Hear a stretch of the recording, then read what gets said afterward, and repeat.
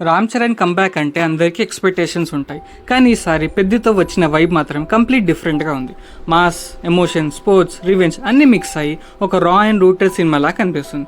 Trailer start అయిన first frame నుంచి village atmosphere ఫుల్గా ఫీల్ అవుతాం.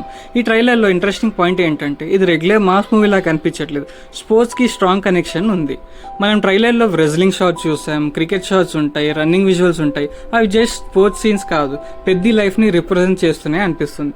స్టోరీ ఫుల్గా రివీల్ చేయలేదు, కానీ పెద్ద క్యారెక్టర్ లైఫ్లో చాలా లూజ్ అయ్యి మళ్ళీ ఫైట్ చేస్తాడు అని స్ట్రాంగ్ ఫీలింగ్ వచ్చింది.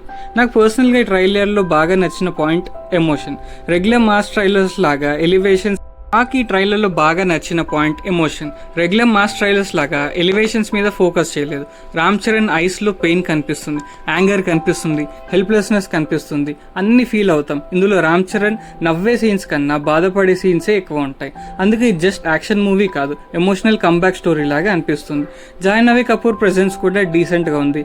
శివరాజ్ కుమార్, జగపతి బాబు స్క్రీన్ ప్రెజెన్స్ ట్రైలర్కి సీరియస్ టోన్ ఇచ్చింది. ఇందులో శివరాజ్ కుమార్ గురువు గారి లాగా చేస్తున్నాడు అని అనిపిస్తుంది. అండ్ జగపతి బాబు క్యారెక్టర్ మిస్టరీగా ఉంది. ట్రైన్ ఆపడానికి ట్రై చేస్తారు, కాలు మీద పడతారు, ఫైట్ చేస్తారు, ఏంటో మూవీలో చూడాలి అసలు.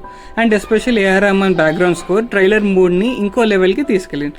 లౌడ్గా కాకుండా స్లోగా ఎమోషన్ బిల్డ్ చేస్తుంది, కానీ అదే మిస్టరీ ట్రైలర్ని ఇంట్రెస్టింగ్గా మార్చింది అని నా ఫీలింగ్. స్టోరీ మొత్తం రివీల్ చేయలేదు, క్యూరియాసిటీ క్రియేట్ చేశారు. అండ్ మన మున్నాబాయ్ క్యారెక్టర్ కొంచెం ఆఫ్గా అనిపించింది. ఆ విలేజ్ బ్యాక్గ్రౌండ్కి ఆ లుక్స్ సెట్ అవ్వలే అనిపించింది, కానీ జస్ట్ ట్రైలర్ మాత్రమే, సో జడ్జ్ చేయలేము.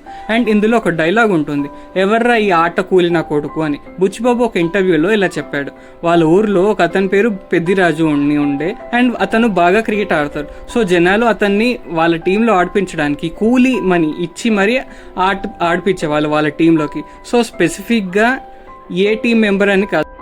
సో రామ్ చరణ్ అలా క్రికెట్ ఆడడం స్టార్ట్ చేసి మెల్లగా తన గేమ్తో వాళ్ళ ఊరి పేరు తేవాలి అనుకుంటాడేమో. ఎందుకంటే ఈ మూవీలో ఒక డైలాగ్ ఉంటుంది, ఊరి పేరు లేని వాళ్ళకి పని ఇవ్వడమే ఎక్కువ అని. సో ఇవన్నీ అవమానాన్ని తట్టుకోలేక తన గేమ్తో వాళ్ళ ఊరి వారికి ఒక గుర్తింపు తేవాలని అనుకొని సో అలా క్రికెటర్ నుండి కుస్తీ ఫైటర్గా మారి శివరాజ్ కుమార్ వాళ్ళ శిష్యుడిలాగా మారి స్టేట్స్ గెలిచి ఇంటర్నేషనల్ మ్యాచెస్కి వెళ్ళి అండ్ ఢిల్లీలో ఎలా కష్టపడ్డాడు అని ఈ మూవీ స్టోరీ అనిపిస్తుంది. బుచ్చిబాబు ఎమోషన్స్ కరెక్ట్గా హ్యాండిల్ చేస్తాయి. ఇది రామ్ చరణ్ కెరీర్లో మెమొరబుల్ ఫిల్మ్ అవ్వచ్చు. మీరు ట్రైలర్ చూసారా? మీరు ఎంతమందికి ఈ ట్రైలర్ ఎక్స్పెక్టేషన్స్ రీచ్ అయ్యి ఇంకేమైనా బెటర్ ఎక్స్పెక్ట్ చేశారా?